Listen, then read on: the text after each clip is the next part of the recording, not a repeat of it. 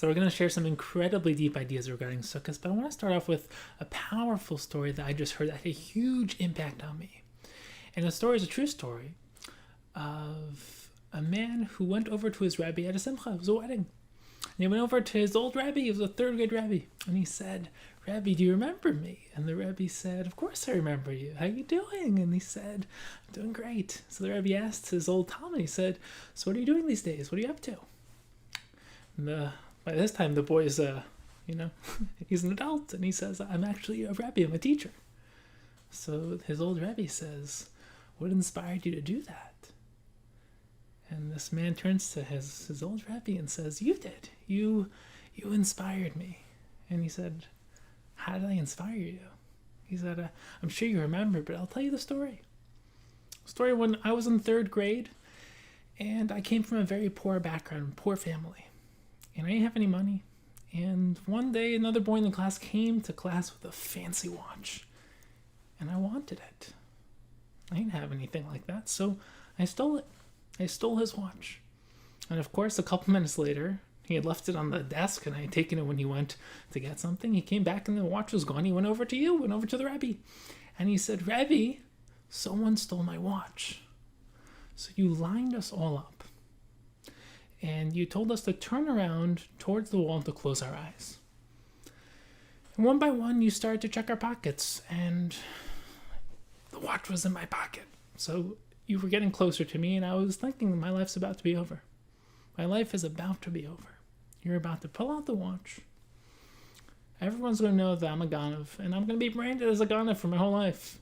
And everyone's going to think of me as a Ganav, and that's it. My life's over." It's getting closer, and I was like counting down the seconds until everything was going to explode. And lo and behold, you came to me. Obviously, you found the watch in my pocket, and you told everyone to turn around. You went over to the boy who owned the watch. You gave him back his watch, and that was it. And I was like, how in the world? Why in the world? What in the world? What just happened? You didn't tell the boy who had his watch stolen who stole the watch. You didn't make a scene in front of the whole class. And no one knew that I stole the watch. And I was thinking, okay, no one knows, but at least you're going to bring it up to me. Like, you're going to, like, give me that look. But you never gave me a look. You never gave me a look. And not only that day, but the entire year. You never once came over and acknowledged it, told me about it, talked about it. You moved on. And not only did you save me from the embarrassment of having the person know that I stole his watch, not only did you make a scene in front of the class that everyone in the class would have known that I was a Ganav, but you didn't even make a scene with me. You didn't even make it uncomfortable between me and you. And as I grew up, I was that always stuck with me. And I was thinking about how much of an impact you had on me, because I was able to really move past it. I was able to get past the fact that I made a mistake and I learned from it. And I obviously have never done it again, but I was thinking the impact you had on me, I want to have that impact on other people. So I decided I'm going to be a rabbi. I'm going to be a teacher, and I'm going to have an impact on people. And this man is talking to his rabbi, and the rabbi doesn't seem to have like a look of like, wow, on his face. So he turns to Jeff and he says, "Rabbi, don't you remember this?" And the rabbi says, "To be very honest with you, I don't." So he says, "How can you not remember this? This is like a big scene. How can you not remember it?" So the rabbi said, "To be honest with you, the reason I don't remember it is because I was closing my eyes too." Wow. Like, when I heard that, I was like, that's a story. The rabbi was closing his eyes. Why? Because he didn't want to look negatively at the boy either. He didn't want to have that negative perception either. And I was thinking, on the one hand, this is so powerful in terms of perception. How we see ourselves, how we see other people, how we see Torah mitzvahs, how we see Hashem. It's the lens through which we see things.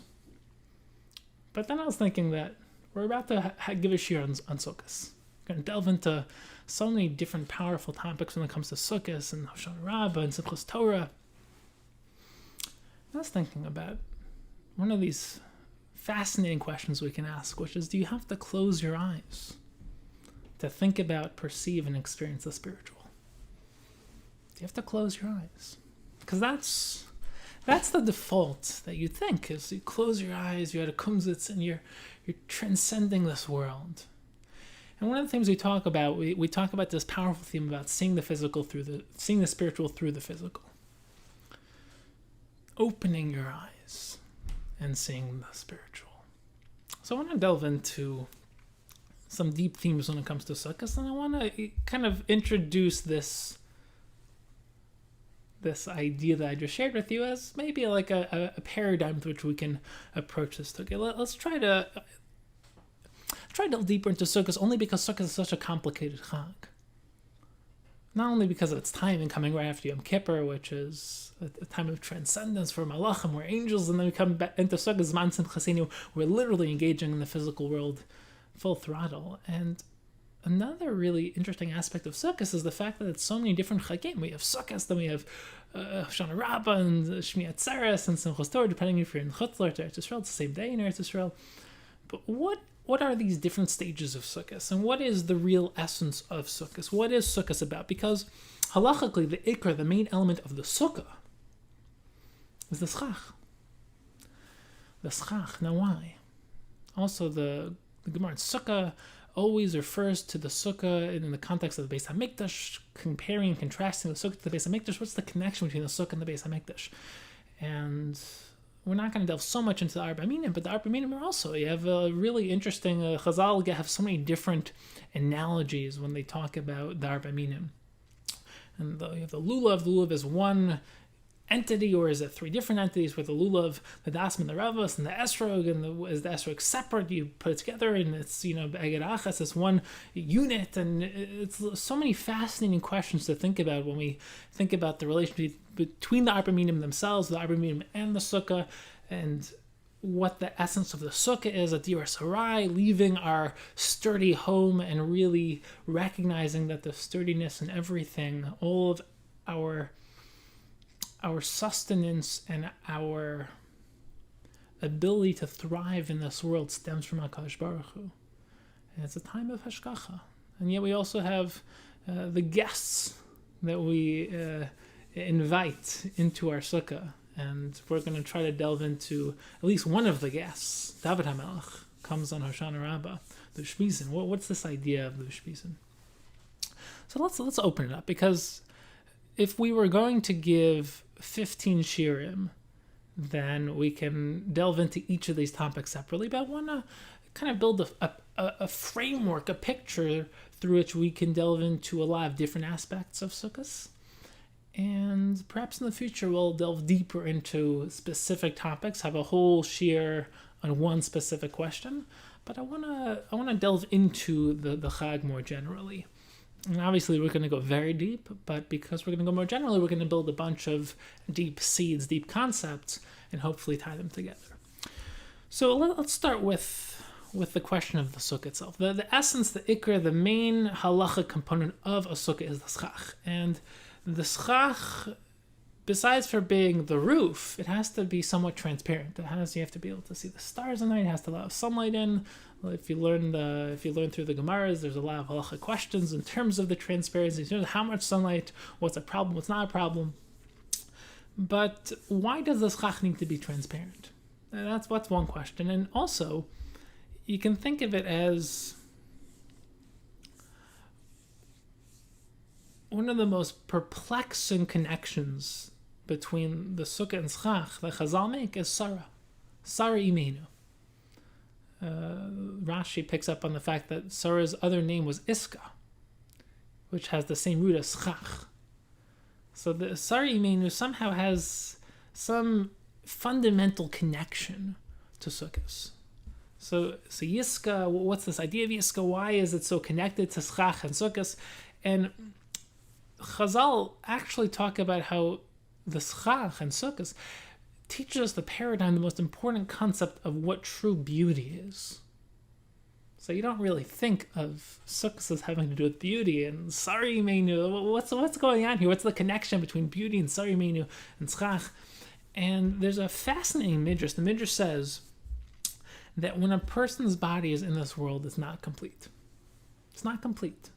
When will it be complete? It will be complete when there's Tchias Mesim. So the Ramchal and Das Tfinos goes into this in a very deep way. It says that our guf, our physical body, is not able to contain the full essence of ourselves. So we are no longer able. Adam Harishon, his guf was able to fully reflect his neshama, fully encompass his neshama. So, for example, your intellect, your mind is limited because it's in a limited body. You can't think about the infinite because you're in a finite body. You can contemplate the infinite, but you can't actually contain it. So, another aspect is that your body is actually limited. For example, Chazal talk about how we've mentioned this many times, that when you originally looked at Adam Harishon, you saw his neshama, his self. When you look at me, when I look at you, I only see your face. I don't see your thoughts. I don't see your inner consciousness. I don't see yourself. I don't see your spiritual essence. I just see your face. But when you looked at Adam Harishon, you originally saw him, his soul, his self, his neshama, his ani, his I, his inner self. And the mashal that we've given him many times in the past is a light bulb. When you look at a light bulb, you see light. You look very closely, you see just the outer surface of the bulb. That's what Adam Harishon used to look like. And after he sinned, he fell, the physical world fell, we became much more physical, and we can no longer see the spiritual root. Just like when you look at the world, you can't see Hashem, the spiritual root of the physical world. When you look at someone's face, you don't see their spiritual root, their inner consciousness, their inner world. But in addition to that, there's a limitation to how much of our true selves we can access because our body is so limited. So the Midrash says that when it comes to the times of Tchias HaMesim, our body will be finally uplifted back to its original state, Adam Harishon, and we will be compared to Sarah, to Sari Imenu. So once again, there's a strange comparison between, on the one hand, Tzchach and Sarah, on the other hand, Tzchach and beauty, on the other hand, our true ideal state of nefesh, let's say our neshama and guf. We won't get into the complexity, different aspects of the neshama right now, but the neshama and guf, and Sari Menu as this ideal. So the question is, what is the connection between all these different things? What's the idea here? So here's the framing idea that we're going to delve into, and it's going to obviously have a big impact when we talk about Hoshana Rabbah and the uniqueness of Hoshana Rabbah and Simchas Torah. But let's start with Sukkos. Let's start with Tzchach. The main idea of Tzchach is transparency. Why? Because Sukkos is about getting outside of the normal rhythm, the teva, the normal rhythm of our lives, and it's learn to see past the surface. Transparency, when you are able to see past what appears on the surface. And the analogy I like to give is at night, you look through a window and the light's on your room and you just see a reflection of yourself. If you can get past that, if you really focus closely, all of a sudden that window turns into a window. It's no longer a mirror. You can see past the surface everything that lies outside.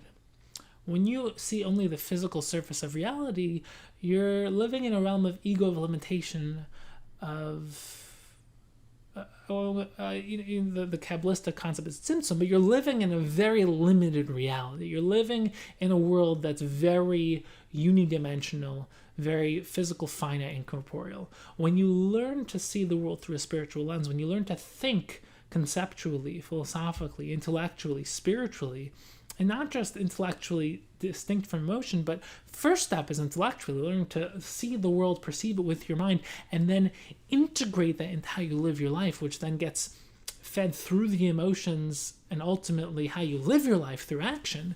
That's the full component of nefesh, ruach, and neshama. Nefesh, your physical aspect of yourself, ruach, the emotional, and neshama, the intellectual. You synthesize all those together, and you, as an inner consciousness, are able to fully infuse the conceptual, ethereal, spiritual, intellectual with all the aspects of how you live your life. That's the essence of what Sukkos is about. It's learn to see the world through a spiritual lens, and that's Tzchach, that's transparency.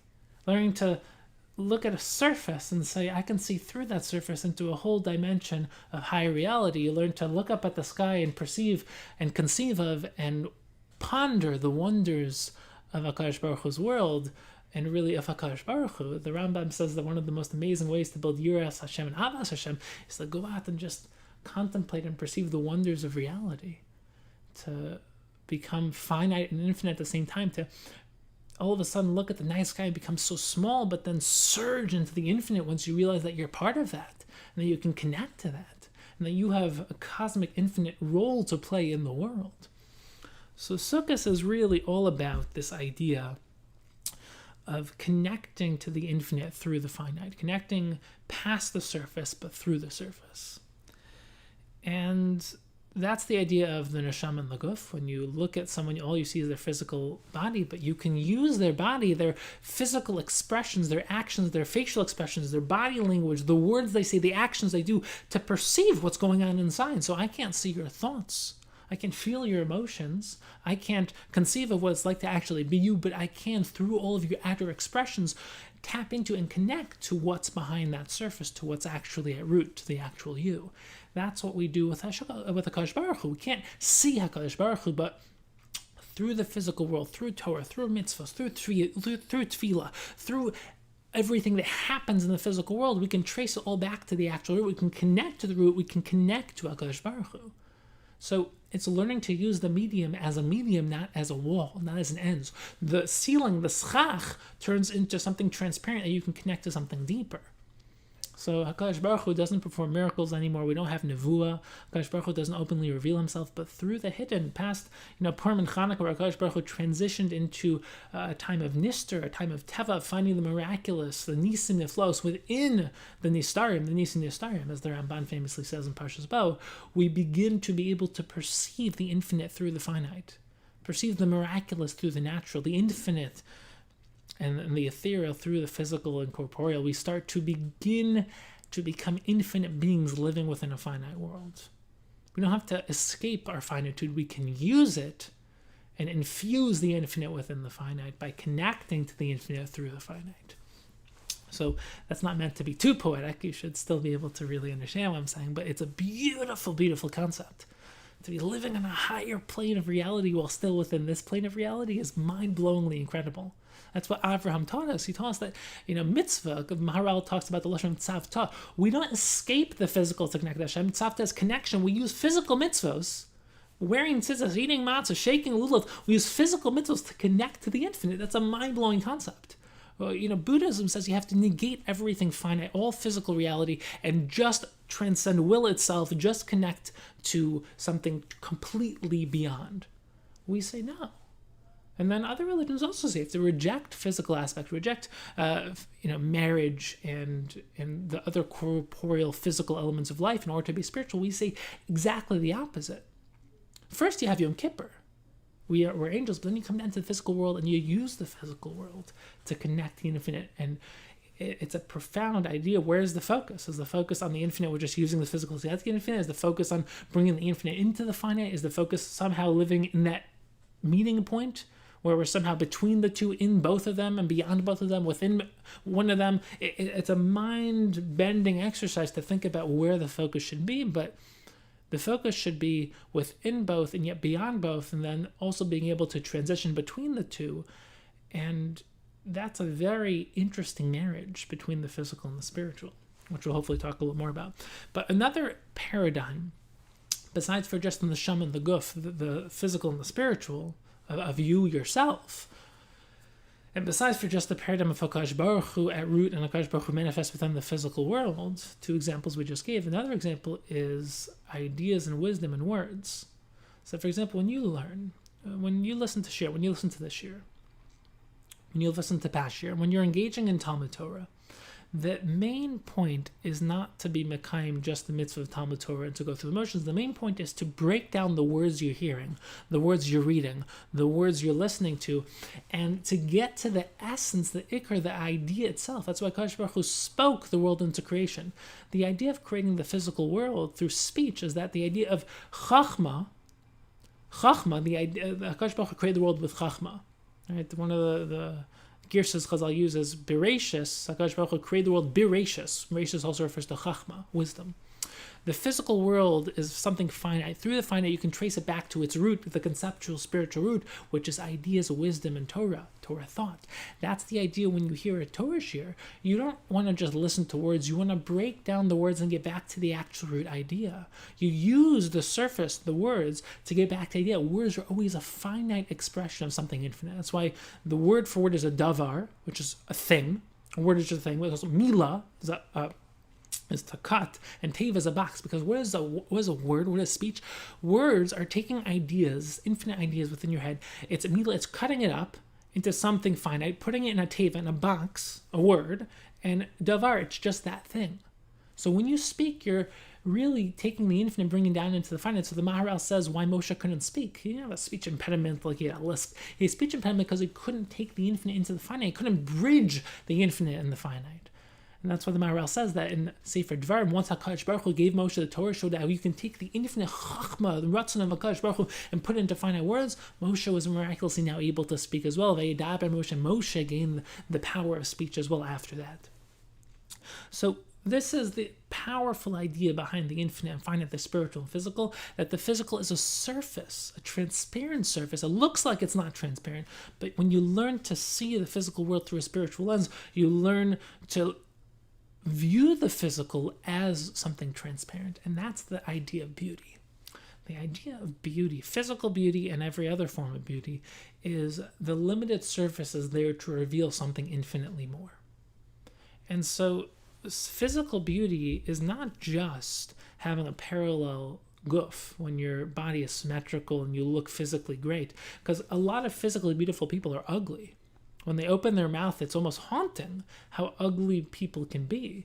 And a lot of people who don't have symmetrical faces or the most beautiful physical form are absolutely beautiful. I was just talking to someone about this when I was saying how we kind of have fluffed this idea over when we talk about inner beauty. When we say physical beauty, we're talking about something absolutely extraordinary. Physical beauty is real, right? But inner beauty is having that true oneness, balance, and harmony, and true paralleled, symmetrical awesomeness with your emotional self, with your intellectual self, with your consciousness, your meditative inner consciousness. It's having that same concept of true beauty with those things and then manifesting it through your physical body. So emotional stability and beauty, truly mastering your emotions, being able to use your emotions, truly mastering your intellect, being able to then manifest that through how you speak, manifesting your higher conscious, your higher awareness, being self-aware, truly self-aware, and then manifesting through how you act and live your life. That's inner beauty. It's not this fluffy concept of, oh, be a nice, good person, and that's inner beauty. That's why people don't appreciate when you downplay physical beauty for inner beauty, because people don't understand what you mean by inner beauty. By inner beauty, we're not talking about just being a nice, good person. We're talking about truly developing yourself, truly creating something extraordinary within, and then manifesting that outside through your physical guf, through your physical body. So physical beauty is a fascinating question. Is it ideal? Is it not ideal?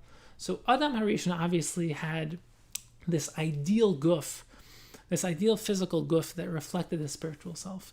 But now, just 1 second. Gonna get something to drink. As always, I make a bracha before the shir. No lefnei iver to make you think I didn't make a bracha. So Adam HaRishon had this original beautiful guf. And once he sinned, the physical body no longer fully reflected his spiritual inner self. But Sarah Imenu was one person who did, and that's the idea behind Yiska. So Yiska means transparent. It means to see through. It means to see through, to be able to perceive what's inside through the outside. And that's the idea of schach, transparent. Sarah we know is physically beautiful. The Mitzrayim lusted after her, and the Mitzrayim were not interested in spiritual beauty, inner beauty. They were interested in physical exterior beauty. But besides for having physical beauty, Sarah Imenu was able to fully express everything within on the outside, which is a profound idea behind a very famous and perplexing Rashi. So Rashi, quoting Midrash, says that Avraham never noticed how beautiful Sarah was until they were going down to Mitzrayim. So, really? What does that mean? But the idea is so profound, because until they went down to Mitzrayim, Avraham saw Sarah as a full being. He didn't isolate her physical beauty as a different aspect of herself. He saw her full self, which the ikr, the essence, the true focus was everything that Sarah really was. The physical was great, but it was just a surface that revealed something infinitely deeper. But when they were going down to Mitzrayim and Avram had to think about what the Mitzrim will see, he suddenly realized that just as a physical being also, Sarah was immensely beautiful. And the idea is that when you're truly, truly living on that spiritual plane, people don't see your physical body. They see who you are. They see your inner world, your values, what you think about, what you speak about, what you actually have chosen to become with your life. And physical exercise, taking care of your physical body, that's essential. It's important. It's fundamental. But the whole purpose is for what's actually ikr, what's actually important in life, which is you. Who are you? What are you doing with your life? What are you becoming? What are you expressing when you talk, when you think, when you act, when you... how do you live your life? And that's the real powerful idea behind tznius. Tznius is not meant to hide you. The ideal isn't to wear a garbage bag on your head and to be invisible. The ideal is to hide the exterior to the extent that people are able to focus on who you actually are and not just be captured by an outer expression of yourself. People will judge you right away when all you do is focus on your exterior. People will think that you are an exterior, think you are a physical person. But when your focus is on being modest so that people are able to focus on you, then they start to actually perceive you. That's also one of the powerful spiritual ideas of covering your hair. The hair is a very deep topic. We're not going to delve into it now. For those of you who just want a little kernel of a powerful concept, why when a woman gets married, she covers her hair. Hair is very central. And the reason why is because hair grows in areas that reflect potency for outer expression of potential. So whenever there's a place on your physical body that has very potent potential for outer expression, you grow hair there. And why you grow hair there, we can give a whole shiur on that. It's a powerful, powerful topic. We're not going to right now. Seir comes from the word shar, which is a gate, which basically we're not. It's Esav. We're not going to get into this idea right now because Esav was very physical. The idea of hair is something finite, a finite expression of the infinite. So, for example, you grow hair in your head because the place of your moach, of your thoughts, which is where you basically speak out into the world words. So your head has a lot of hair because that's how you express your thoughts into the world. Under your armpits you have hair because that's how you extend out in the world through action. Your aver, your private parts where you procreate, has a lot of hair because that's where you expand and extend yourself into the world to create an extension of yourself through puravu, through having children. So people have hair on their arms and on their legs. We're not going to go into... That's why also you have more hair in places where there's a more potent expression of inward infinity, inward potential out into the physical world. So when a woman gets married, she covers her hair because her hair is a very sensual aspect of her outwards expression, which should be kept between her and her husband. So the idea of tsnua is not an idea of hiding you and pretending like someone like you're not important or like we shouldn't focus on you, should disappear. Chas v'shalom, it's the opposite. It's allowing you to actually express who you truly are, as opposed to being seen for just something on the surface.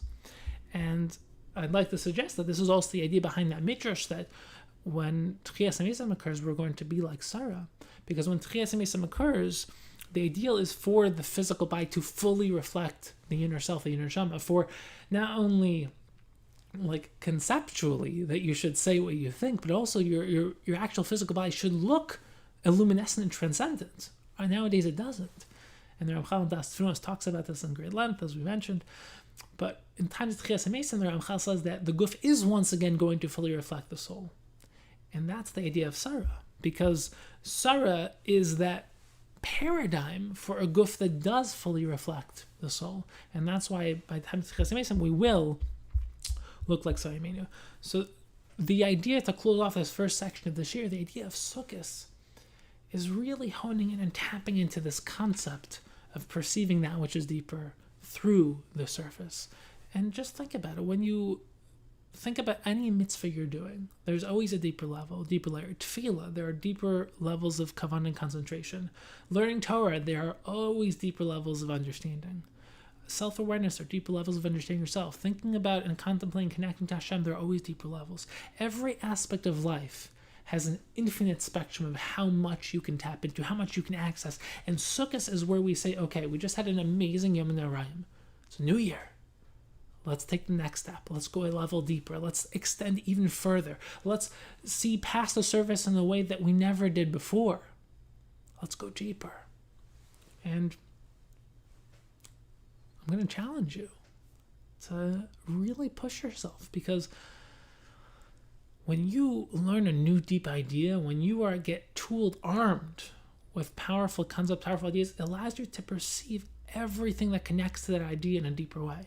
And then you start to realize how infinitely valuable ideas are, how infinitely valuable Torah concepts are. And you start to build a treasure chest, a filing cabinet, a system, and you start to reorganize your inner world so that you learn to see with deeper eyes.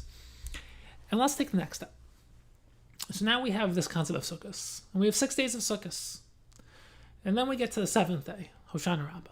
And whenever you hear numbers in Torah, you should always go back to the powerful spiritual concepts of numbers. The Maharal talks about the power of numbers in many, many different ways. And you should always think about the concept of 6, 7, 8. We've talked about this many, many times, that the physical world is comprised of sevens. Why sevens? Because the physical world is 7. What's 7? So there's 7 days in the week. There's 7 colors in the spectrum of light. 7 notes in the musical scale. Sheva minim, Sheva metzbelinoach. I can go on and on. 7, 7, 7. Why? So the Maharal says that the physical world is built off of 7. Teva is 7. And why? Because we live in a 3-dimensional world. So in order to understand this, you have to think of it as the physical world and the spiritual. The spiritual is always 8. L'mala min teva. Once again, why? So it works like this. We live in a 3-dimensional world, which really means 6 sides. Why? Because a 3-dimensional world is right, left, forward, backward, up, and down. So that 3 really turns into 6. But when you have a 6-sided cube, a 3-dimensional cube, it could just be 6 sides lying on the floor. The fact that they're connected is the 7th. The 7th is always that which connects the pieces together. And the 8th is l'mala min teva. So you have a physical body, but there's a soul. You can have a physical entity, but that which is spiritual and transcendent, ethereal, that which is infinite, that which transcends the pieces, that's l'mala min teva. So we've talked about many different examples of this. We're not going to focus too much on it, but keep that in the back of your mind. We'll come back to it. So let's think about Hoshana Rabbah, the 7th. So we're coming to now this concept of the 7th, which is that which connects the 6 pieces together, and also that which connects the 6 to the 8th, right? Shabbos is Mein Olam Haba. Shabbos is the 7th day. It's also the middle of the week. That's why I can make Havdalah until Tuesday night, because also the center of the week, it's that 7th, that which is sandwiches both sides of the week, but also is at the center. And the idea of Shabbos is a taste of Olam Haba. You stop all creative activity, no malach on Shabbos, and you connect to that which is transcendent. So it's the 7th which connects you to the 8th. So now we're talking about Hoshana Rabbah. Hoshana Rabbah is the 7th day of Sukkos. Now, is Hoshana Rabbah part of Sukkos? Is a different chag? It's the famous halacha question is for Shmini Atzeres. Is Shmini Atzeres a separate chag? Right? Some people don't sit in the sukkah on Shmini Atzeres. There's a whole discussion in the Gemara whether Shmini Atzeres is the 8th day of Sukkos or a completely separate chag. It's really just its own day. It's kind of like the idea of l'mala min teva, the 8th, which is separate from the 7. It stems from the 7. It's only because of the 7, but it's separate from the 7. Like, think about that. Simchas Torah is also the 8th, but it's the 9th in Chutz La'aretz. We're not gonna. There's a lot to talk about here, but let's focus on Hoshana Rabbah right now. Hoshana Rabbah is the 7th day. Now, the 7th day of Sukkot is a very, very interesting day. First of all, the Ushpizin of Hoshana Rabbah is David HaMelech. Why? What does David HaMelech have to do? We can give a whole show to all the other Ushpizin, but right now we're going to focus on Hoshana Rabbah. So why is David connected to Hoshana Rabbah? And also, why is this on Sukkos? Well, why is Hoshana Rabbah on Sukkos? We need to understand what Hoshana Rabbah is, but whatever it is, why is it on Sukkos? Why isn't Sukkos just, you have like different types of days of Hanukkah? There's no different types of days of Pesach. On Sukkos, we have these different days. What is Hoshana Rabbah? There's this idea in Chazal that the Gemar Din actually only finalizes on Hoshana Rabbah. So you have Rosh Hashanah, that's the Yom HaDin, but it's only Gemar Chasima on Yom Kippur, but even that is really only finalized on Hoshana Rabbah. Why? What is Hoshana Rabbah in relation to the Gemar Din? Why is the Gemar Din on Hoshana Rabbah? What's going on here? And there are also some really strange things we do on Hoshana Rabbah. If you've been to davening on Hoshana Rabbah, you realize that Hoshana Rabbah's tefillah is like a combination of like all the different tefillahs during the year, and all different chagim's tefillahs, and it's different tunes, different nusachs. You basically have so much combined into one tefillah. It's like kind of like highlight reel of the whole year's tefillah. And then we bang the arevos on the floor. Very strange tefillah. What's going on? There's so much to think about. What is the deeper ideas here when it comes to Hoshana Rabbah? So the best starting place is to think about David HaMelech. David HaMelech is Melech HaMashiach. Melech HaMashiach. Now, once again, because of the type of shir this is, we can't give a full shir in every aspect of the shir. And this would require a whole shir to really understand David HaMelech, his life, his story, what he represents, the different aspects and themes of David HaMelech, and tefillah, and teshuva, anava, tzemach David, the fact that he was rejected at a young age and that no one thought he would be anything, and he became so extraordinary. Music is so connected to David HaMelech, Tehillim, playing the harp. So the basic concept that we're going to focus on with David HaMelech is that David HaMelech represents Malchus. So Malchus-based David, the kingship stems from David HaMelech, and also Melech HaMashiach, the kingship of Mashiach, the ultimate concept of redemption of kingship, stems from David HaMelech. Why David HaMelech we need to think about, but let's begin like this. What is Malchus? Malchus is a spiritual concept. Malchus, it's one of the 10 midos, 10 spheros of HaKadosh Baruch Hu. It's the last, it's the seventh of the lower, it's the 10th overall, but it's the seventh of the lower midos, which, if you don't know what that means, that's okay. That's, once again, not even a shir, that's a whole series. But the concept of Malchus, the concept of kingship, needs to be understood, because you can think of leadership and kingship as serving the king, right? If you think about medieval kings, what was the purpose of their kingship? It was selfish. The focus was you give honor to the king, you respect the king, you fear the king, you love the king. But the essence of being a king is selfish. I want my constituents, I want the people to serve me. I want all the noblemen, I want everyone to serve me. So the idea of being a king is really being a self-serving monarch, a self-serving leader. And then you have democracy. Democracy is the opposite. It's that the entire purpose of rulership, of leadership, is to serve the people. So people got sick and tired of corrupt kings who were selfish and crazy and basically sent everyone out to war and to their death just to expand their domain and to basically serve their own egos.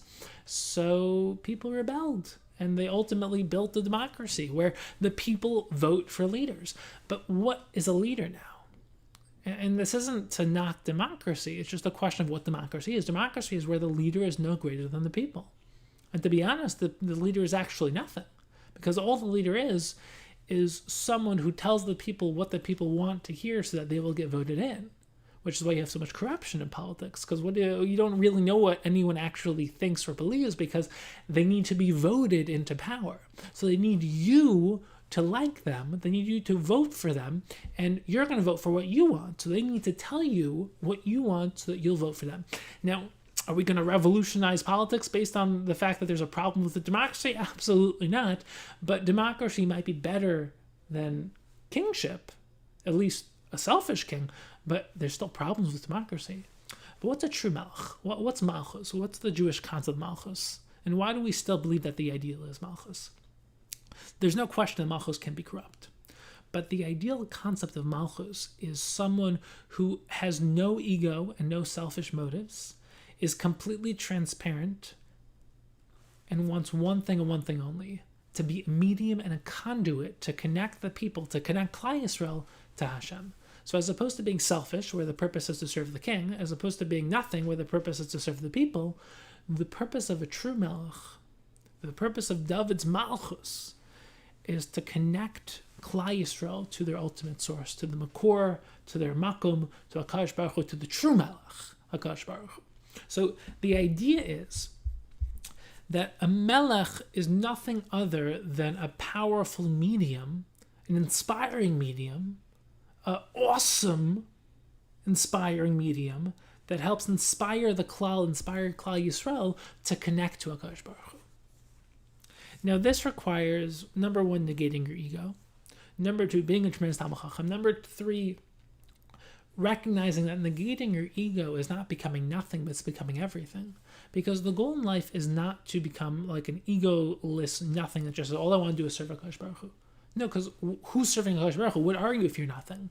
The goal is to become extraordinary, to become your ultimate self, but to have no ego involved. To recognize, number one, all of your kochos come from HaKadosh Baruch Hu. Number two, the entire purpose of becoming extraordinary, becoming your ultimate self, getting an extraordinary personality, developing yourself, developing skills and talents, and learning and crafting and creating yourself, really discovering yourself, becoming your ultimate self. The purpose of that is to devote it then to something even higher than yourself, the ultimate self, the ultimate source of all self, HaKadosh Baruch Hu. So the idea here is not becoming nothing, it's becoming everything. David was an extraordinary individual, one of the greatest of all time. But he devoted everything he was to his source. I mean, just read Tehillim, and you just basically hear David saying, we'll get to this. David says, I am tefillah, just like pouring out his heart and soul to HaKadosh Baruch Hu. So this is also the idea of true beauty. The idea is basically embracing your higher self, reflecting HaKadosh Baruch Hu, and having your inner self. We talked about your body reflecting your soul. What about your soul reflecting a higher soul?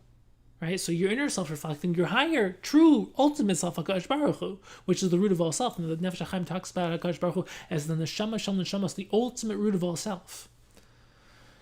Now, the idea here is that David HaMelech was this ultimate melech, this ultimate conduit of revealing HaKadosh Baruch Hu into the world.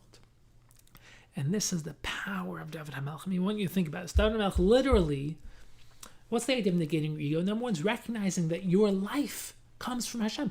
We all feel that we have a right to happiness. We have a right to, something. And why isn't my life going the right way? Well, first of all, do we have a right to life? You have no right to life. You didn't deserve to be born. You didn't do anything to be born. Your life is a gift. The fact that we're here is a gift. HaKadosh Baruch Hu gave us life.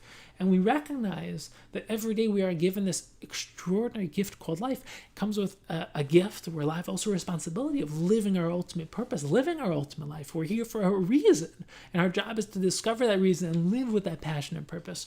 But David HaMelech took that to a whole new level, because David HaMelech literally has no independent source of life. What am I referring to? A famous midrash that David HaMelech was supposed to die very, very early. Actually, after only a couple of hours after his birth, he's supposed to die. And Adam HaRishon saw this and decided to give David HaMelech 70 years of life.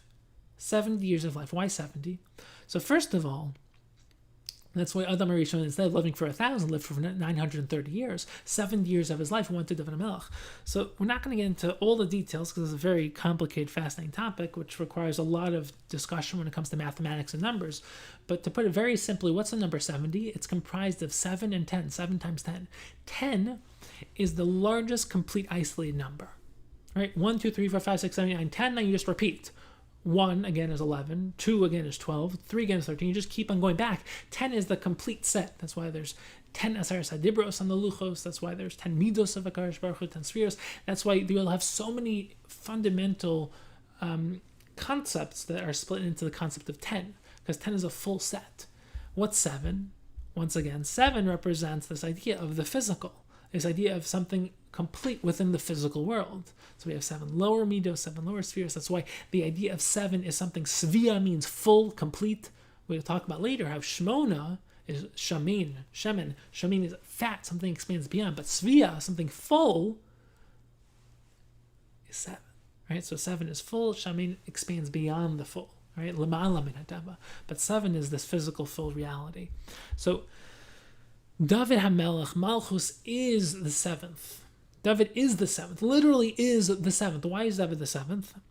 So first of all, the fact that 7 is Sfi is complete and 10 is the full, the smallest, it's basically it's a complete number. It's the largest of, from 1 to 10, it's the complete number. So 7 times 10 is complete fullness. So David lived 70 years. He lived a completely full life, which is a powerful concept to begin with.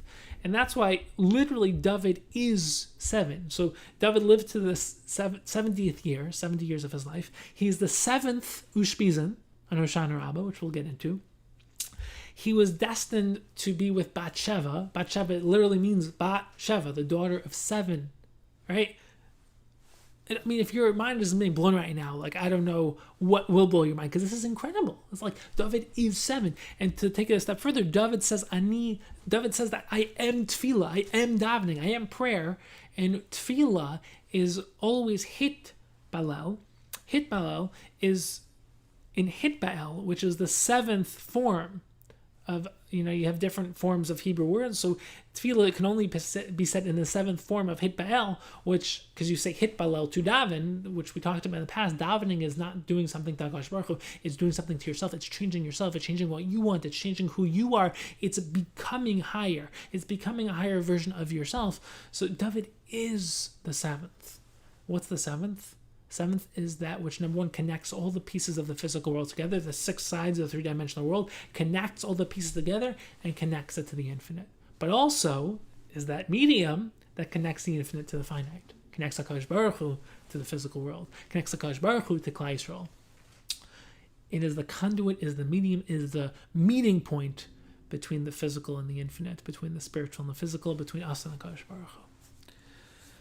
So David, remember, first of all, what's this idea? It's this powerful idea. David defines himself as tefillah. He says that I am tefillah. What does that mean? First of all, he's not saying that I am davening, like I'm in the middle of davening. He's saying that he is tefillah. He is avodas haliyah, avodas haratzon. He is pure will, higher will. Why? Because David HaMelech made himself nothing other than a pure conduit for reflecting, first of all, absorbing HaKadosh Baruch Hu's ratzon, but then giving that, teaching that, expressing that to all of Klal Yisrael, and then helping connect Klal Yisrael back to HaKadosh Baruch Hu. So the idea is that David was a channel. He was a channel for something higher than himself. Obviously, he was tremendously unique. He was a tremendous Talmid Chacham. He was, a musician. He was a shepherd. He was many, many things, but he negated his ego. And he became a conduit, a channel, a vessel for something infinitely greater than himself. And that's the principle of Malchus. And that's what Hoshana Rabbah is. So Hoshana Rabbah is the 7th. So once again, the 7th is what? It connects the 6 days of Sukkos to the 8th, which we'll get to, Shmi Atzeres Simchas Torah. It is also the 7th. It's the conduit which connects the transcendent to the finite. It is the negation of ego. It's the day of Malchus, where we basically say, like HaKadosh Baruch Hu, I just want to be better. I just want to purify my will. I want, a serious no. I want to make what I want, what you want. I want to uplift what I want. I want to become a true version of myself. I want to become the best version of myself. I want to live on a higher level. I want to think greater thoughts. I want to want greater wants. I want to have greater emotional realities. I want to live a higher physical life. I want so much more. I want what you want. It's negating our egos. It's becoming an individual melech over ourselves. That's why the Vilna Gaon says the ideal is to become a melech. Melech means moach leiv kaved, where your thoughts control your emotions, but then control how you act. To live top down, right? Control your thoughts. Start thinking greater thoughts. Learn Torah. Learn how you're supposed to perceive the world. Then you feel that in your leiv, and then kaved, which is literally means like the heaviest. That's your, kind of your liver. It's like where you express yourself into the physical world with your blood, but also is kavod, which is how your kavod, honor. When people look at you, people give honor to someone when they look at them. They say that person reflects something greater. That person is extraordinary. He's great. She's amazing. She's great. She's exceptional. Why? Because they look and they see something true. They see a reflection of HaKadosh Baruch Hu in you. And that's how you express yourself in the physical world, right? No one will see anyone's thoughts. They'll see how they express themselves in the physical world. That's where honor is given. Honor is not about the deep, intimate connection between you and Hashem. It's about living a life of truth, which is that's why the Mishnah says if you want honor, you won't get honor. Because if you want honor, you have ego, and then no one will see anything really true and powerful about you. It's when you don't want honor, when all you want is to live a life of truth, and you live that life, then people see something extraordinary in you, and they want to be like you, and they want to live a life of truth.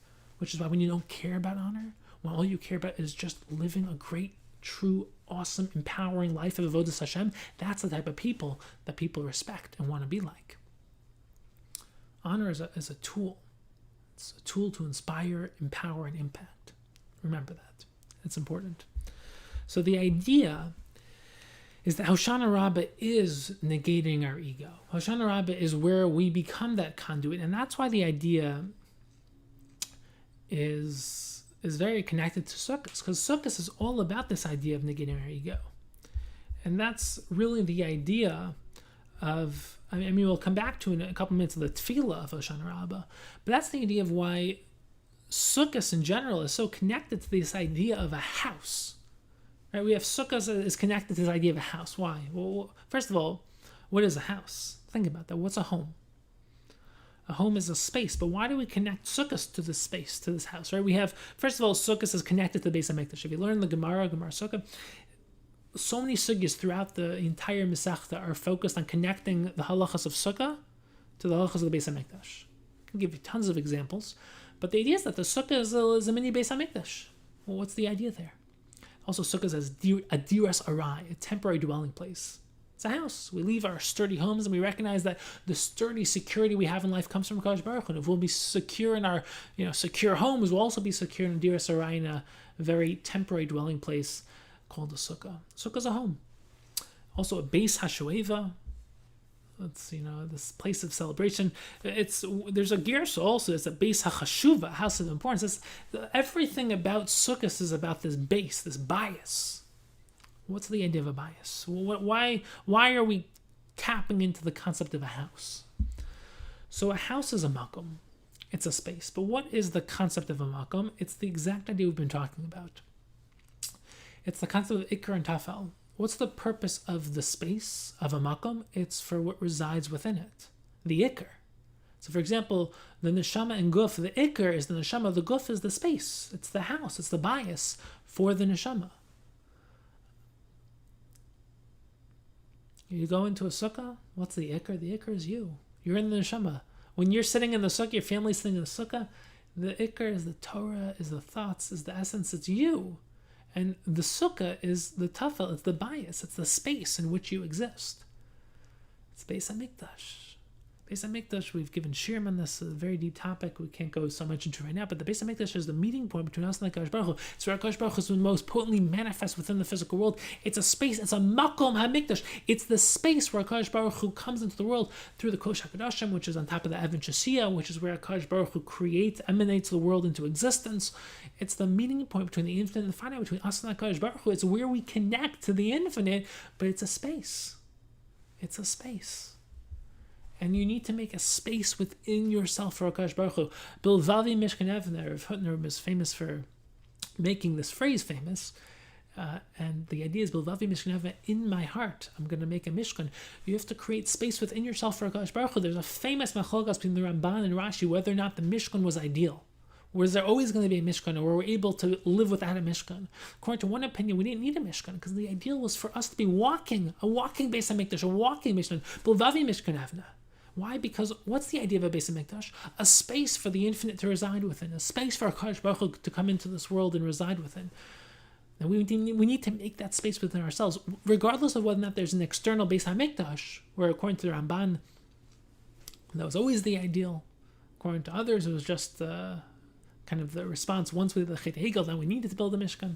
It wasn't the ideal. But without getting into the whole sugya, we really need to give a whole shiur, because that's a fascinating machlokas. There's so many interesting nuances and details about that machlokas. But the idea is that we need to create spaces for something to exist within. That's why HaKadosh Baruch Hu created a makom for us to exist. The Arizal, the Ramchal, when they're going to talk about HaKadosh Baruch Hu creating a makom, Tzimtzum was creating a makom. Before HaKadosh Baruch Hu created the world, there was only HaKadosh Baruch Hu. HaKadosh Baruch Hu created a vacuum, a space for us to exist within. We need to create a space for HaKadosh Baruch Hu to come into our lives. The truth is that there's already a space. There's always a space, but we need to create it for us to experience it. That's why the Sfas Emes says that everyone was being told Lech Lecha. Avram was the only one who made space and was tapped into the frequency that he was able to hear it. We just need to channel. We need to learn to see past the surface. Yiska, Soches, Chach, to see past the surface, to learn how to channel and connect through this physical medium, through this physical world, tap into a higher dimension, a higher reality. The purpose of the vessel, Iker and Tafel, right? We have an orange. What's the purpose of the peel? The peel is to protect the orange, but it's also to allow it to sustain it, but it ultimately also reveals it once you pull it away. What's the idea when it comes to your guf, your vessel versus your neshama? So on the one hand, your guf contains your neshama, but on the other hand, your guf also allows your neshama, allows you to express yourself into the physical world, but it also allows you to then connect to something higher, to HaKadosh Baruch Hu. You exist, so now you can connect to HaKadosh Baruch Hu. It's really like you are, because you're in your body, you can expand outwards into the physical world, speaking, doing mitzvos, physical expressions into the world, but then you can go deeper within, connect to higher aspects of yourself, and also go to the ultimate root of self, to HaKadosh Baruch Hu. So it's like thinking on all directions, thinking on all planes. It's not this like very simple idea. It's that there's many different levels and aspects and focuses, but it's all within this concept of Iker and Tafel. And that's the idea of your body being a bias for your neshama. That the body allows for you to do so many things, but it also allows you to go deeper within and tap into higher spiritual aspects of yourself. And that's why the Beis HaMikdash is a bias, and the Sukkah is a bias. And if you want to think about it this way, the Sukkah is a bias for us, but also allows HaKadosh Baruch Hu to shochem, to dwell with us. HaKadosh Baruch Hu that's what Sukkah says. It's after Matan Torah and Yom Kippur, after Yom Narayim, and after that entire experience, we are now, so to speak, dwelling with HaKadosh Baruch Hu. Pesach is the birth of Klal Yisrael. Shavuos, we received the Matan Torah. We then sinned. We had to get forgiveness. That was done on Yom Kippur. Moshe brought down the second Luchos on Yom Kippur. And now we dwell with HaKadosh Baruch Hu, living this life with the Harash Shechina in this world. That's whether it's Anani HaKavod, where it represents HaKadosh Baruch Hu's hashkach and protection and sovereignty and dwelling with us, or Sukkos Mamish, which also represents us living in the Midbar after Mount Torah, living a life of Torah. That's the same principle and idea of living with HaKadosh Baruch Hu in the Sukkah, in this world, in this physical bias. The whole world is our bias. And that's also the difference between Anani HaKavod and Sukkos Mamish. Is Anani HaKavod is miraculous, but even when the miraculous stops, we don't have miracles anymore, we don't have nevuah, no more prophecy, HaKadosh Baruch Hu isn't openly revealing himself, but Sukkos Mamish still represents living with HaKadosh Baruch Hu after Matan Torah. That's the idea of living with HaKadosh Baruch Hu after Yom Kippur, which is the second Matan Torah. HaKadosh Baruch Hu gave the Luchos to Moshe the second time. And there's also this idea of all of Klal Yisrael coming together. This idea that anyone in Klal Yisrael can sin anyone's sukkah. There has to be lechem for the Arba Minim, but for the sukkah, it's like the Beis HaMikdash. All of Klal Yisrael comes together. For the Shel Shurgalim, all of Klal Yisrael come together. And that's the idea of a sukkah, and that's why all of Klal Yisrael is a bias. Where all of Klal Yisrael is a bias of us as a klal, as a tzibur, connecting to HaKadosh Baruch Hu, but also HaKadosh Baruch Hu residing with Klal Yisrael and within Klal Yisrael on Sukkos.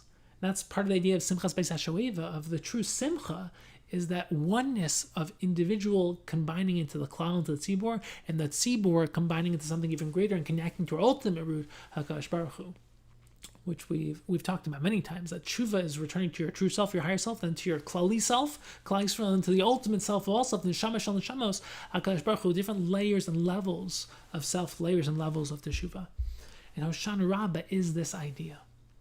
Hoshana Rabbah is the idea of emptiness of ego, of becoming something so infinitely greater than a small individual self. Because as an individual, you can be great, but only as great as you. But once you can expand beyond yourself, you can become infinitely more than yourself. That's the idea of tzavta, of connecting to HaKadosh Baruch Hu. You become something infinitely greater than yourself. You become a partner, a shliach, and a partner with HaKadosh Baruch Hu. And that's the idea. So what do we do on Hoshana Rabbah? Number one, we use a revos. A revos is a famous midrash, talks about the estrog. It smells good and it tastes good, different things. Some smell, some taste. The reva has no taste, no smell. It's completely egoless. Now, it doesn't mean that the arava is the best. It just represents this concept. I mean, it's not bad to have good taste and good smell. Esrog, there's one lashon that even refers to the arava as Rishayim. We're not going to go into the different complexities of the midrash, but the idea of having no ego, of having nothing of its own, no smell, no taste, is the idea that we're representing and we're trying to tap into on Hoshana Rabbah, which is really David HaMelech Malchus, this idea of transparency, of reflecting, being a conduit, a channel for something infinitely greater than ourselves. And this arava, which is tapping into something beyond itself because it's nothing of itself, it recognizes that its true self comes from something higher. That's the idea of a Gemar Chasima on Hoshana Rabbah. Why? Because once we've finalized our true will, once we recognize that our true root stems from something infinitely higher than ourselves, that's when the final seal, the final Gemar Din occurs. If you want to think about it like this, it's like there are stages and levels. There's Elul, there's Rosh Hashanah, there's Yom Kippur, and then there's the final stage of Yom Kippur, final stage of the Gemar Chasima, of really tapping into our true self, our true Ratzon, of becoming our true ultimate selves, living that life of truth in this world. That's Hoshana Rabbah. And that's the idea, that when we become a channel for HaKadosh Baruch Hu's will in this world, we want that Gemar Chasima, because that's when we're really tapped into our best self, our true self. And that's why, in a certain level, the Gemar Din isn't fully complete until Hoshana Rabbah, which is when we really come in back. Yom Kippur is transcending this world, Sukkos is coming into this world, and Hoshana Rabbah is in this world, but still, so to speak, living within a higher plane of reality, channeling, tapping into something higher, and channeling the infinite into the finite. That's where the Gemar Chasim is then. And that's why Hoshana Rabbah is a day of tefillah. If you want to take it a step deeper, the arava is shaped like lips. If you look at the arava is shaped like lips because the arava is Hoshana Rabbah. It's a day of tefillah. It's a day of avodas halev, avodas haratzon, of making our ratzon like HaKadosh Baruch Hu's ratzon, uplifting our ratzon, becoming our true selves. And that's why we have a super tefillah. Because what's Malchus? Malchus is connecting all the pieces together. Remember, 6 are all the pieces, 7 is connecting all the pieces together and connecting into the 8th, connecting into the infinite. Malchus is connecting all the pieces together and channeling it and expressing it as oneness. And that's why the Hoshana Rabbah tefillah is connecting all the different types of tefillahs together. It's one, literally like a hybrid tefillah, where we take all the other aspects, all the other type of tefillahs from the year, and we combine it into one tefillah, and we use that to connect to HaKadosh Baruch Hu. And that's also the idea of bringing the Aravas, is we're negating our egos, we're knocking our egos out, we're saying, I just want to be my true self, I want to be my highest self, I want to be my best self. And that's awesome. Like that idea is so incredible. And so far what we've developed is Sukkos is the idea of connecting to something infinite through the finite. Schach, seeing past the surface. Hoshana Rabbah is becoming that channel, negating our ego, learning how to be infinite while still within the finite, wanting so much to be our best selves, but our best unique selves that fully embraces our uniqueness and our individuality, but devotes it towards something completely beyond ourselves. True avodas halev, true tefillah. Hoshana Rabbah is the 7th, and then you have 8th, lemala min hatava. That's why on Shmini Atzeres a lot of people don't eat in the sukkah. Why? Because Shmini Atzeres is the 8th. It's that which results from the previous 7 days. That's why, according to many opinions in the Gemara, Shmini Atzeres is a separate chag. It's not just part of Sukkot, it emanates from Sukkot. It's lamala, it's above Sukkot. As HaKadosh Baruch Hu, after all these days, HaKadosh Baruch Hu wants one more day with us. That's what the Gemara talks about. It's this day beyond. That's why many people don't eat in Sukkot, because it's beyond the Sukkah. We take it back into our regular life. Taking all of what Sukkot gave us, we bring it back into our life. It's this higher plane, higher level of reality.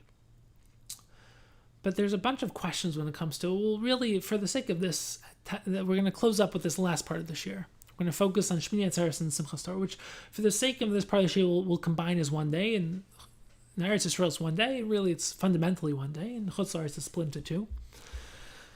But this idea of Simchas Torah being a very interesting day. Number one, we finish the cycle of Torah. We finish V'zos HaBracha.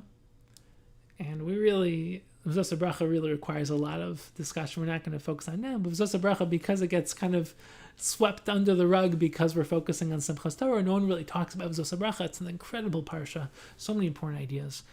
But in addition to the fact that we finish the Torah cycle, there's a lot of dancing and circling around. We do hakafos all of Sukkos. We do a lot of hakafos in Simchas Torah. There's a lot of singing and dancing. And really, the Torah itself is referred to as a song. Ashir Azos, we refer to Kisvu Lachem as Ashir Azos in Vizos Habrel, in Hazinu. The Torah is referred to as a song. What's this idea? What's the idea of a song? Why do we refer to Torah as a song? As a matter of fact, the Rambam says that if we didn't have Torah, we'd learn the depths of spiritual truth. We'd connect to Hashem through music, through song. So what's the idea here? So there are lots of circles in Torah thought. We have the hakafos, right? But I also circled around Yericho 7 times. Simchas Torah, we have 7 hakafos. When it comes to weddings, we sing in circles, and really all simchas we sing and dance in circles. There's this idea that the Gemara in Tainis Daf Lamed Aleph and Beis says that tzaddikim and Ol Haba are going to be circling around HaKadosh Baruch Hu with crowns on their head pointing to HaKadosh Baruch Hu, and that's going to, the Ziv HaShechina. Lots of strange circles. We really have a circular concept of time. We circle around in time. So what's this idea of a circle? So to be very honest with you, this requires a very, very full shiur. Like at least an hour, probably 2 or 3 hours. But for the sake of time, we're going to keep it very short. And we've talked about this a little bit in the past. You can probably find some shiurim we've given on the past. But for the sake of brevity, we're going to really focus on just the concept of what a circle is. In spiritual thought, a circle represents spiritual death. Why? Because a circle has no beginning, it has no end, it has no change. It is just sameness. There's no growth, there's no newness, there's no development, it's unidimensional, it's just something self-contained. And yet we have lots of circles that we could just mention. So what's the idea? The idea is like this. A circle can become something much more on one condition. You learn to view the circle as something which actually climbs into a spiral. Why? So in general, we think of time as something straight, right? You have past, present, future. We've mentioned this idea as one of the most powerful ideas you can ever hear. It's how to view time. Now, when you view time as a straight line, you basically have the past, present, and future. But the Ramchal says that's not how time works. It's a circle. Every year has a yearly cycle of shefa based on the chagim, based on the different zmanim. So we have the zman of Pesach, zman Chayosenu, zman of Shavuot, zman Matan Torah, zman of Sukkot, zman Simchasenu. Different zmanim, and those zmanim have the themes of the time that you can tap into, and those are fundamental themes. Now, why? Why do we know this? So we know this because Rashi brings down the Midrash that, besides for this has been, Chazal talk about this plenty of times, but one of the most famous examples is Rashi says that Avraham was baking matzos when the Malachim came, and Lot was baking matzos on that same as Pesach. So what do you mean it was Pesach? Pesach wouldn't occur, Yetzias Mitzrayim didn't occur for another couple hundred years. What are we talking about? So the idea is like this. Pesach didn't occur, Yetzias Mitzrayim didn't occur because it's time to leave Mitzrayim. I mean, we don't celebrate Pesach because of Yetzias Mitzrayim. The reason why Yetzias Mitzrayim occurred was because it was on Pesach. Pesach is the Zman of Cherus. Avram was tapping into that Zman. It wasn't tapping into Yetzias Mitzrayim. He was tapping into the concept of Pesach that always did exist and always will exist. We don't celebrate Yetzias Mitzrayim on Pesach. We celebrate Pesach and we tap into it through Yetzias Mitzrayim, which is the ultimate paradigm of Pesach. As in, we have to think of time as being innate. There are fundamental themes within time. Torah was given on Shavuos because that is Zman Matan Torasinu. This is Sukkos is Zman Simchasinu. Not because historically something happened at this time and therefore we're commemorating that theme in time. These are the themes of time. But there's a problem, which is, so we're just repeating every single year. Throughout all of history, we're just repeating themes. And that's why we have this idea of spiraling through time. That every single year we come back to that same historical point in the circle, but on a new and elevated level. So every single year we are elevating the circle of time, spiraling through time. Every year has its unique purpose. Every year has its unique shefa, but more importantly, every day, every moment, every second. And we are constantly elevating. We turn the circle into a spiral, and that's always the idea of circles. Circles represent spiritual death. Spirals represent spiritual life. And you can imagine a life where you do the same thing every single day. That's a circle. Wake up, eat breakfast, go to work, come back home, eat dinner, go to sleep, repeat. That's a circular life. Spiraling through life is always, always elevating. Even if you're doing the same thing. You daven the same Shemoneh Esrei every single day, the same words, but different kavanah, different concentration. Same marriage, new meaning and experiences, new connection. The same foods, but enjoying the taste the new way. Bring in newness. The Nefesh HaChaim says no two tefillos should ever be the same. Bring newness into the old. That's why we count. Our first mitzvah was Chodesh, the months. Why was that the first mitzvah? Because Chodesh also has the same root as Chadash, new. The idea of Birchas HaChodesh, making a blessing on the new month, is the idea of tapping into the concept of newness. The moon waxes and wanes. That's why we count Zman based on the moon, not the sun, because the sun doesn't change. The moon waxes and wanes. The rest of the world, they count by the sun. That's why it's called Shana, year. It's Yashen, sleeping. Shana, old. But Chodesh is Chadash, it's newness. We're tapping into newness. We're turning the circles into spirals. We're spiraling through time. And that's actually the deep idea. The deep idea is that we connect the circular to the spiral. Right? We turn the circles into spirals. When we think of a song is really just 2 low verses, then 2 high verses, 2 low verses, 2 high verses. But the beauty of a song is you're spiraling through that zemer. That's why a shir actually also, it's yashar, but shir also means a circle, because a song goes straight, but it also is circling around. It's the same 2 low verses, 2 high verses. There's a bridge, but it's 2 low, 2 high. And every single time you go back to the low verse, it's on a new level of energy because of what you built with the high verse. You're spiraling. Every single time you go through it, you're developing a higher and higher level. It's why the hakafos, every time we circle, we're going another rung. Every day of Sukkos, we do the hakafos, we're going 1 rung higher. Simchas Torah, 7 hakafos, we go lemala min hatava to the 8th. Every single circle is building another level, another rung. The tzaddikim circling around the Kadosh Baruch Hu, every single time gaining new insights, new connections, connecting to Hashem on a deeper level. Hashem is the center, and we are circling, spiraling to new heights and new levels of connection. And the idea of music as well, of 7 notes. What's the 8th note? The 8th note is the same as the first note. Right? 1 through 7 are 7 notes. The 8th note is the first note on the next rung up. It's a brilliant idea. It's all we do in life is we spiral. That's what the 8th is. Lamala min hatava is the next level up. But it's actually really coming down to that first one on the next level. That's why, think about Yom Kippur and Sukkos. Yom Kippur is transcending. Right? We're malachim, we wear white, we say Rosh Hashanah, only something malachim say, we don't eat, we don't engage in the physical world. Sukkos is we engage in the physical world. Zman Simchasinu, we shake lulav, we engage in the physical world. But why? We're coming back down into the physical? No, we're going from 1 rung to the next rung up. We're now in the physical world on a higher level than we were last year. It's always spiraling. Through life, we are always spiraling. And that's the idea, powerful idea, behind connecting the circles to the spirals, behind connecting the old to the new.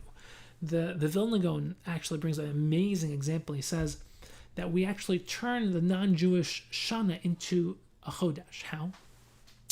Because there's this amazing idea that halacha actually embraces the concept of the 365-day year, not the 354, 355. 355-day year is a full lunar year. And a Shana is 365.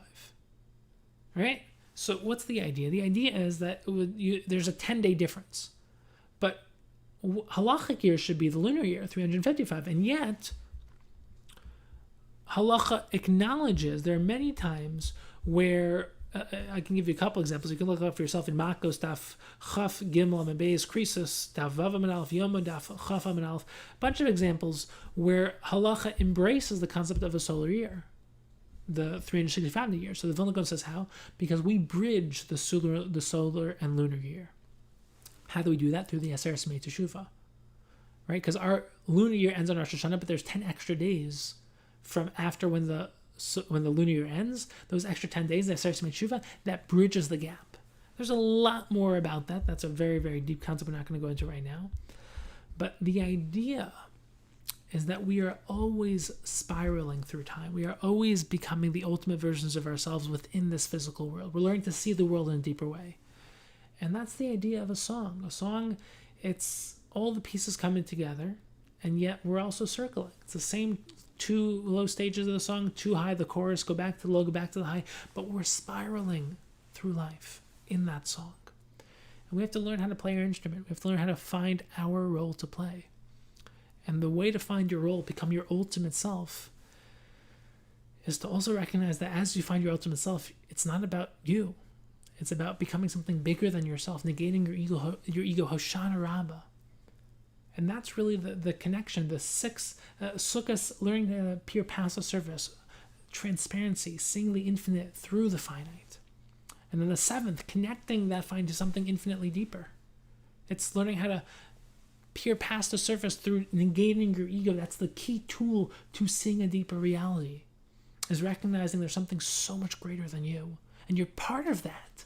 And by negating your ego, you become something infinitely greater than you thought you were, but only when you recognize that you are not the center of the universe, you are part of it. But the center, the ultimate root, we have to ultimately connect ourselves back to the ultimate HaKadosh Baruch Hu, and connect to Hashem in the deepest way. And HaKadosh Baruch Hu created this world for us, and we've talked about this many times. We are supposed to be great. We're supposed to be extraordinary. We're supposed to be godlike beings. We're supposed to actualize our godlike potential, but only through the lens and the mechanism of recognizing that we can't have any ego involved. It's not about us. It's about something so much greater than us, and we're part of that. And when you are able to then, through the seventh, connect all the pieces together, and then connect to Lamalam and Teva the eighth, you're able to really spiral through life. And that's the idea of Simchas Torah, of just embracing this journey, embracing the spiraling, learning how to connect to the infinite through the finite, learning how to spiral through this life. And the biggest bracha anyone can give you is for you to learn how to play your instrument, learn how to find your individuality, your uniqueness, but devote that uniqueness to something greater than yourself. So this sukkah, as we sit in the sukkah, we peer past the surface through the schach, and as we do hakafos, and as we shake the daled minim, which is bringing all the aspects of reality together into one bundle, eged achas, into one bundle, and it's really, it's where we're in the Beis Hamikdash. The sukkah is our Beis Hamikdash, and we're connecting to the infinite through the finite. And on Hoshana Rabbah, we're negating our ego. We're knocking the revos on the floor, and we're davening. It's the tefillah of really connecting to Malchus and Malchus based David, and the ultimate concept of being a conduit, a channel for something infinitely beyond ourselves. Connect all these ideas together so that when we come to Simchas Torah and we just dance with the Torah and we are besimcha with the Torah, we recognize that this is just one rung on the spiral. We're about to do an even higher level, because what happens the moment we finish the reading of the Torah?